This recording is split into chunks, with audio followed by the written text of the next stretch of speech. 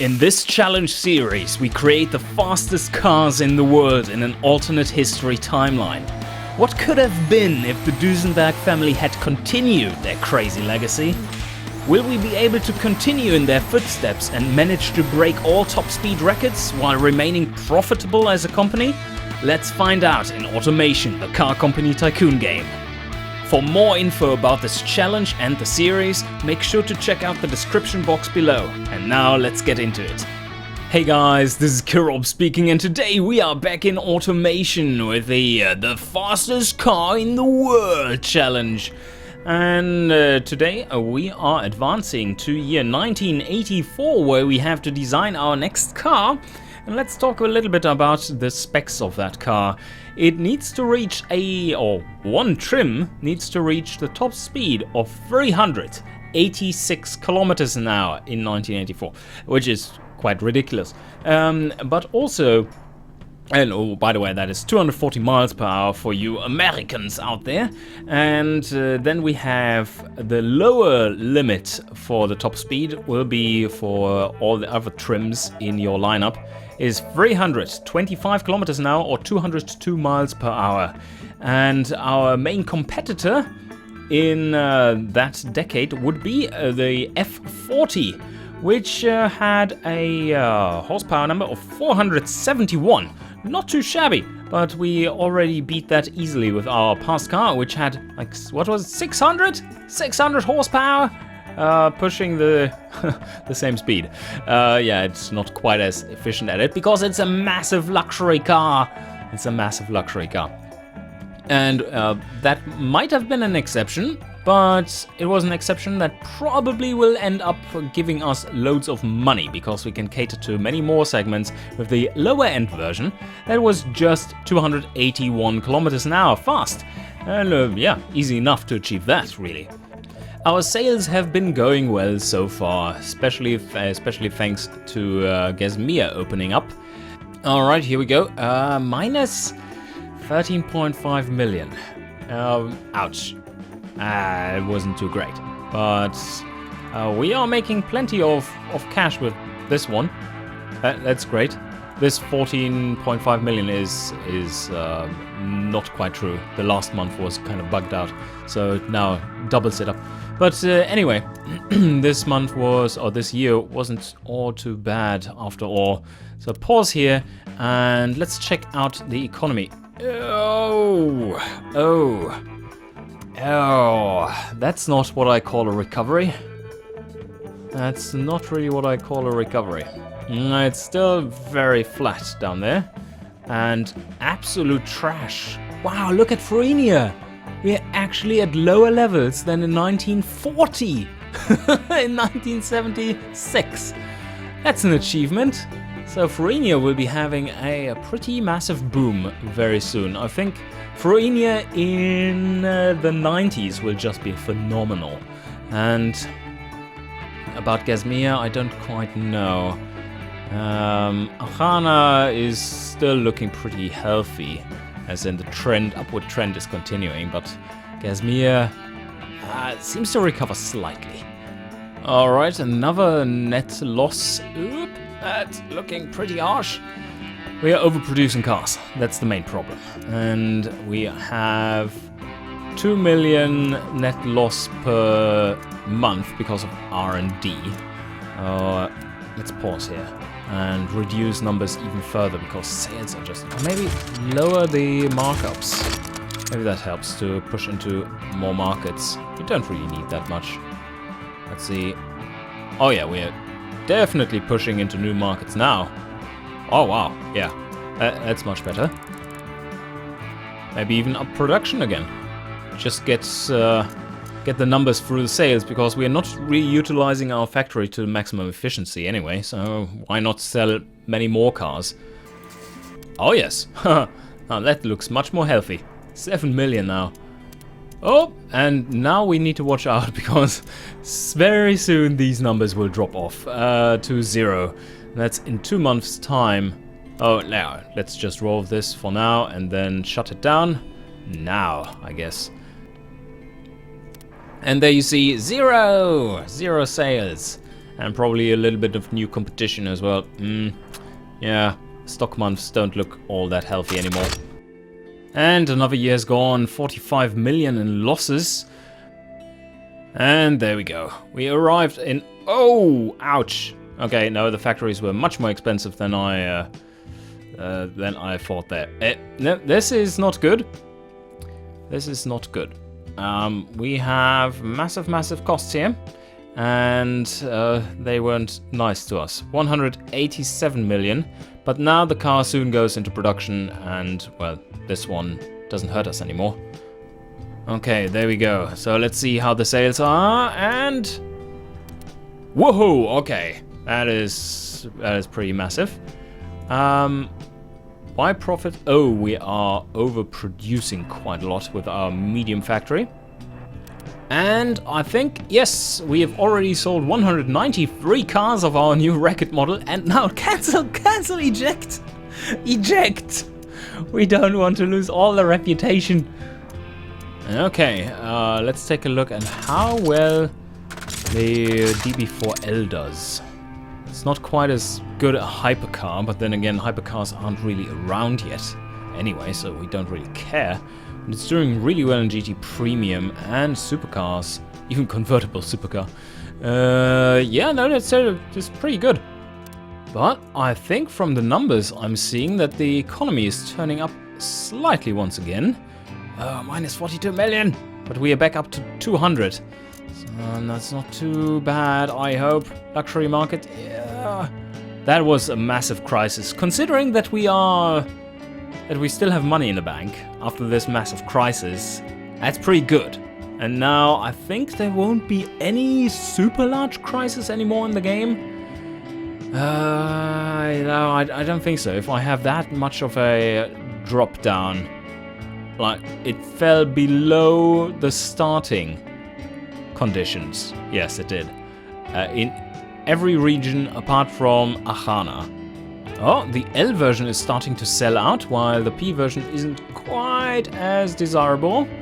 Ah, that is good though. That means the economy is turning up even more. What does the... Ooh, look at how green everything is. And the track cars come into it now. It's not that it really matters if you look at the market size. Track premium, 0.1!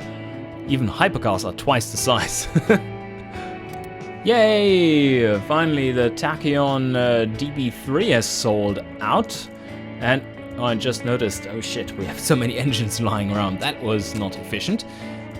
Anyway, we sold a total of 50,800 cars of these. Pretty good. But now let's sell for scrap. 2.4 million. Yeah, let's do this. Okay, 1982. Ooh, wow. Okay, look at that. 93 million in profits. That is turning up to the better, and we really need it. Only 2 more years to go until we start designing the next car. Okay, now we are rolling. Look at this. Every time I say look at this, it shows 0, but 10 million a month in profits. 100 million in profits for this year. Brilliant, yeah. Okay, now we are back on track, guys. That was a little scary episode there with finances dropping that quickly, but let's take a look at the economy. Oh, fuck. Okay. It's not quite over yet. It's not quite over yet. That is a massive crisis. But I think this is the start of a slight uptrend.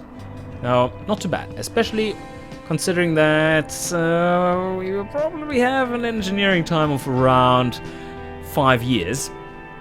The next car should be out in 1989, and in 1989 I expect this to be a lot higher. Alright, we have reached the destination, 1984. We've lost a little bit of prestige and profit of 1 million, but we are not selling well anymore. So production needs to drop down and we need our new car quick.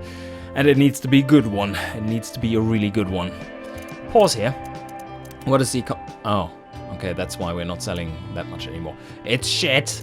The economy is shit. It's going down the drain again, even though it was down the drain already. The downtrend hasn't really been broken yet.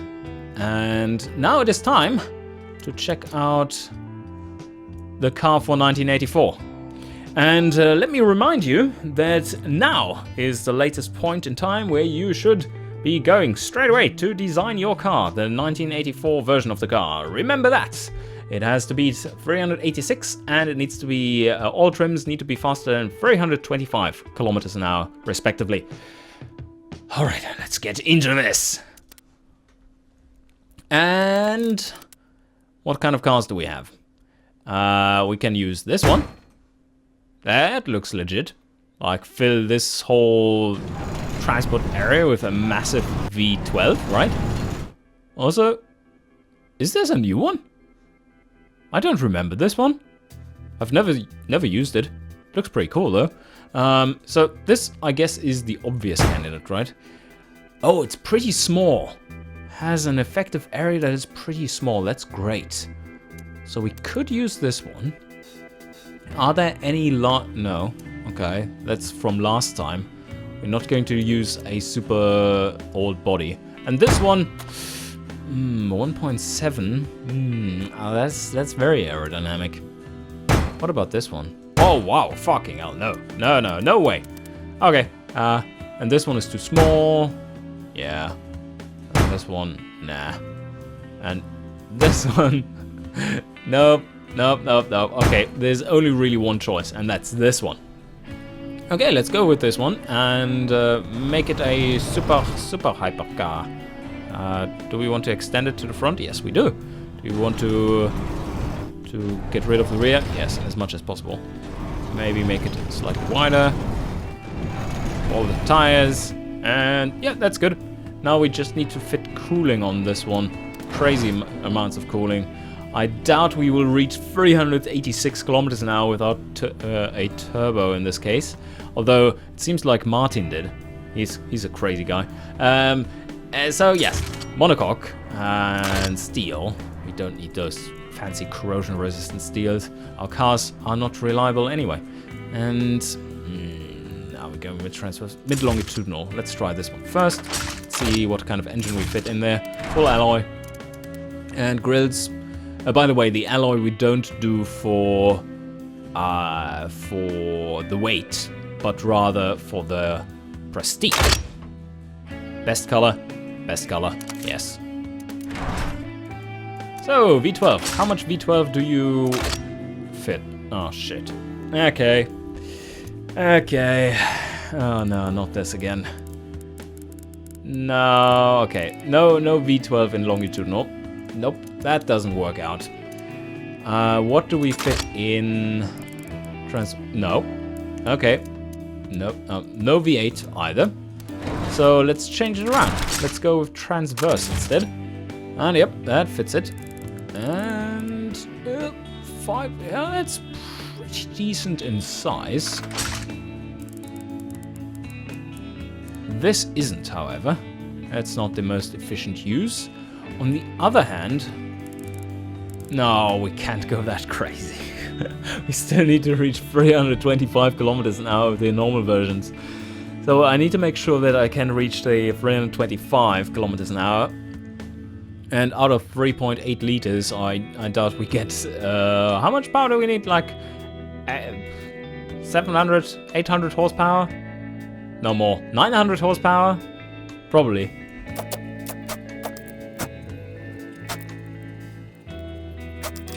Oh, but that is nice. Okay, so that's the big bonus. We actually do have MPFI. That's great. MPFI twin even. Yes, throttle per cylinder. Oh. Let's go with this one. And we do fit a large turbo in this. That's the advantage of using the V12. I mean, you can't make it that wide. It will naturally be slightly slimmer, and then you have more space for the turbos at the side. Of course, that doesn't mean it will be more drivable for that, but yeah, let's go with premium because we are mainly selling in Gasmere, and Froenia has some access to premium as well. And now it's time to start using three-way catalytic converters, and still reverse flow for these, because I want to sell mainly into the luxury segments. And we don't have any bypass valves yet. You could also go with one straight through and then none. That's equally valid if you want to cater more to the sporty setups, sporty demographics, I mean. And yeah, there we go. Okay, 560 horsepower almost. Start out with. Not too bad. Not too bad. And that's at 0.6 bars of pressure, which is very much not optimized.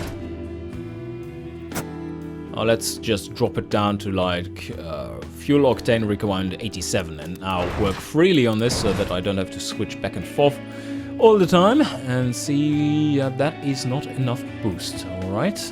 Oh, the boost is just broken. Look at it. It's broken. 0.64 bar. That's not the case. It's showing at 2. Almost 2.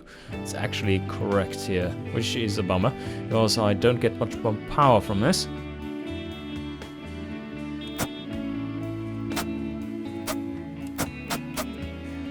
Okay, just to get an idea how far we are actually off, let's run with this one. 671 horsepower.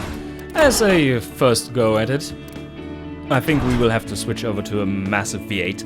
Oh, but look at that. That's already 341. Let me just calculate one thing real quick, guys. Just to make a point. 341 kilometers an hour here.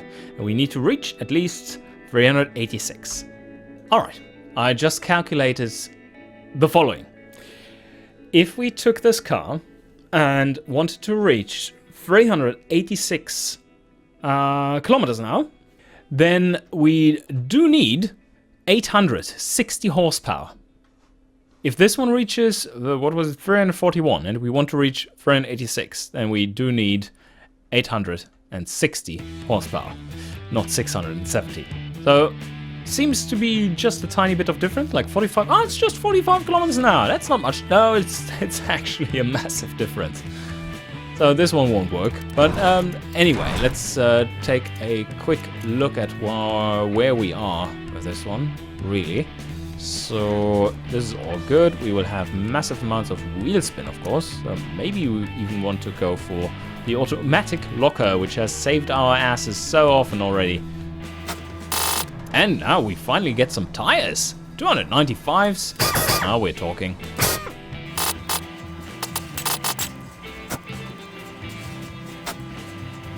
Okay, I'm starting to undercool already. just to have a chance to get there.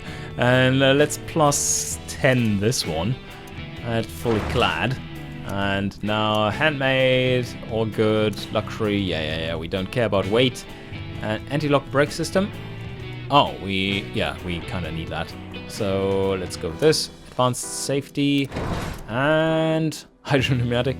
Yeah, we're probably going with this one again as we now build up familiarity. But although sportiness very low, we could go with another one of these. And then for once we have more luxury focused cars, once again we go the other way. And yeah, it's a nice hypercar already without much tuning even. Let's tune this more for sport. Yeah, I found a setup which is really scalable and nice to handle here with tire sizes. This just gets ridiculous, and there it breaks. Behaved nicely so far. And high speed, oh, very nice. This is actually pretty good. 353 kilometers an hour, but that is the maximum here. Oh. Oh, okay. That wasn't too bad. 372 kilometers an hour out of this one. So maybe it is possible after all to do it on a V12. And I kind of wonder how fast...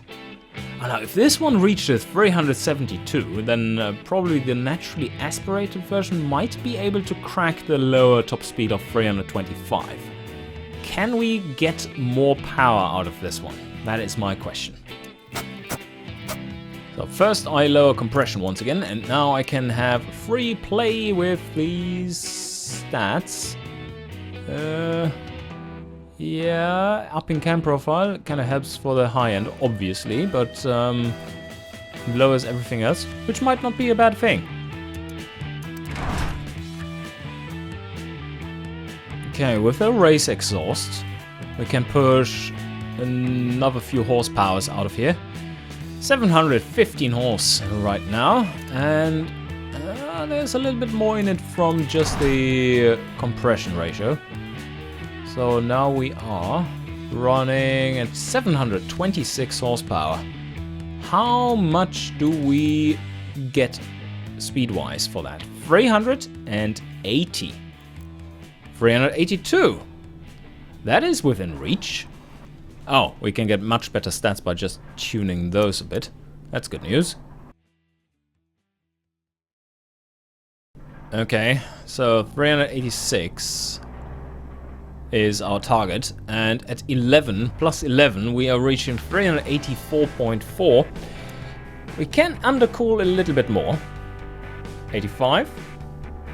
86.3. Okay, there we go. Yes, this is a super reliable car. Yes, no problems. You can drive it however you want.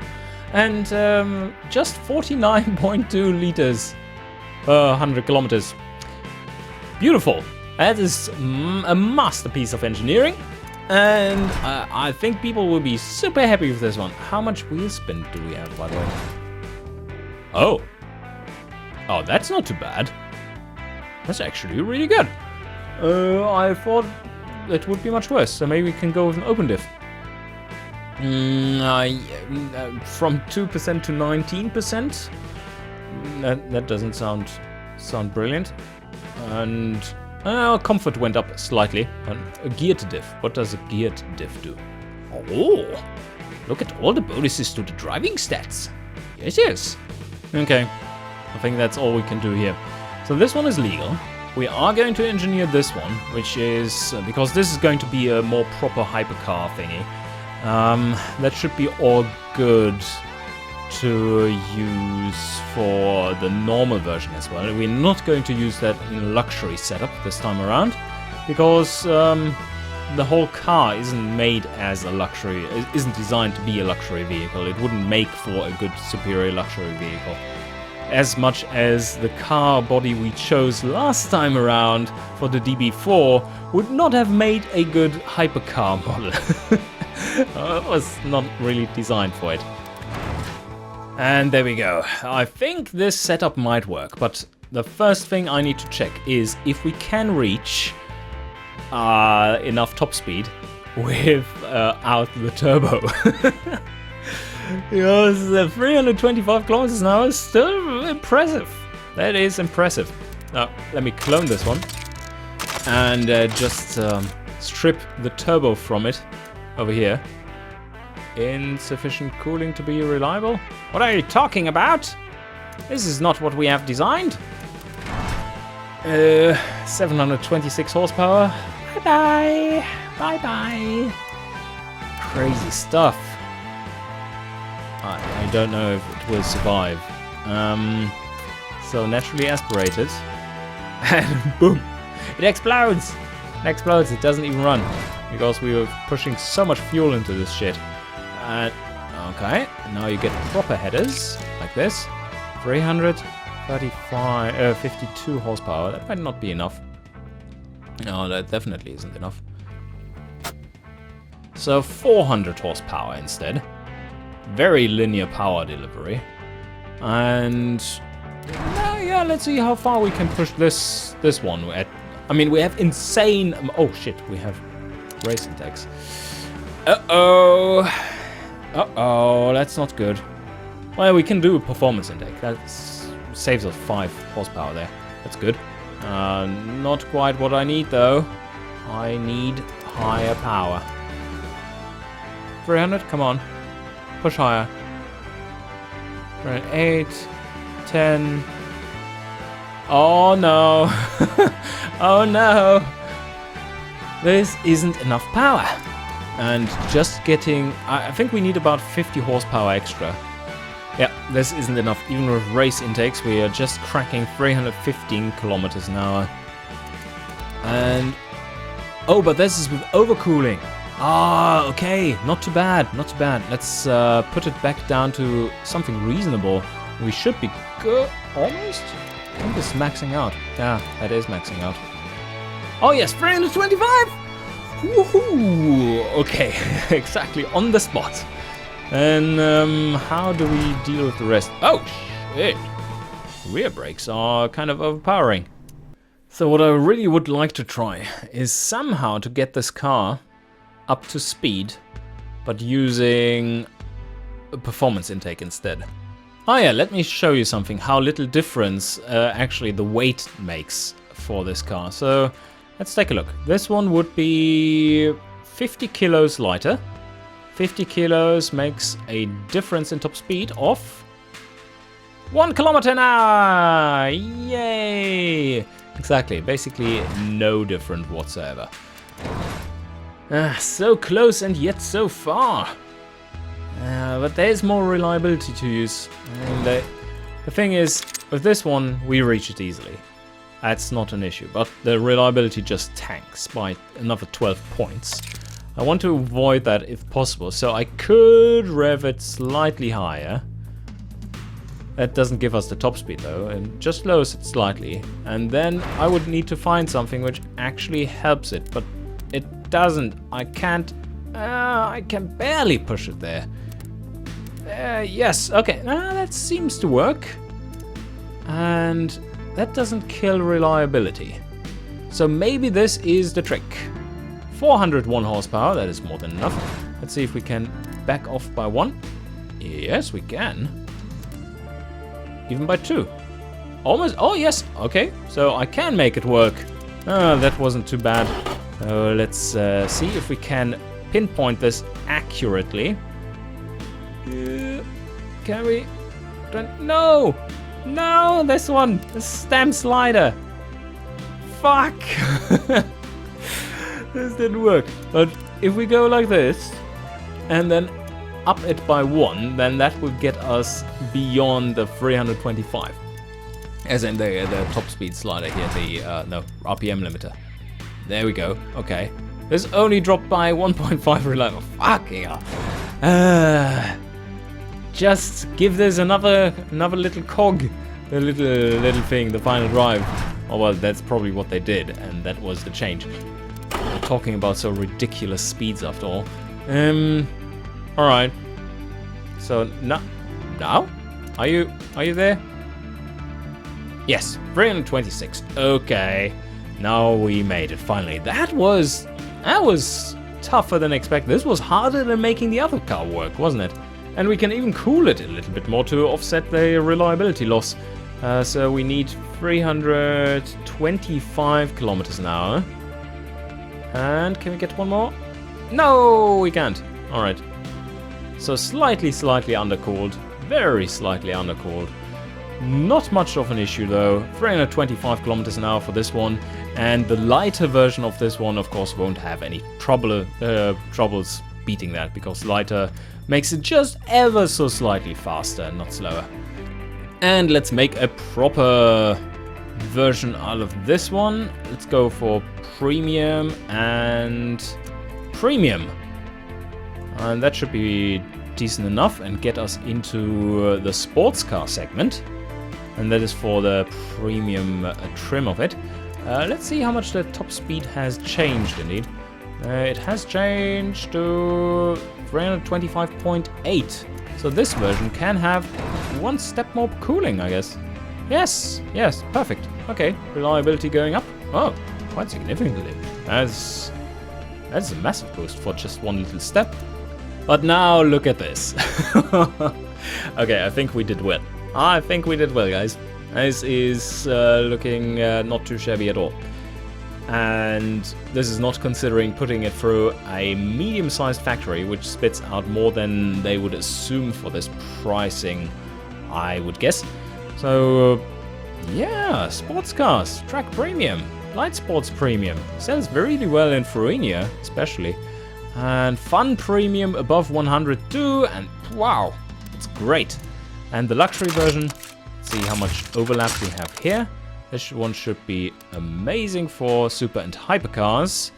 And the GT premiums are doing well too. And also let's check out the DB5X. That one will probably be a hypercar. Oh yes, even higher in hyper, but quite worthless and reputation destroying, first and foremost. I'm not going to sell many of these. And now the scary part. Oh, let's first optimize a little bit of suspension, like the springs and dampers, for these cars, and then we get into the factory straight away. Okay, and before we send this off to the factory and engineering, let's take a look at how it performs on the test track.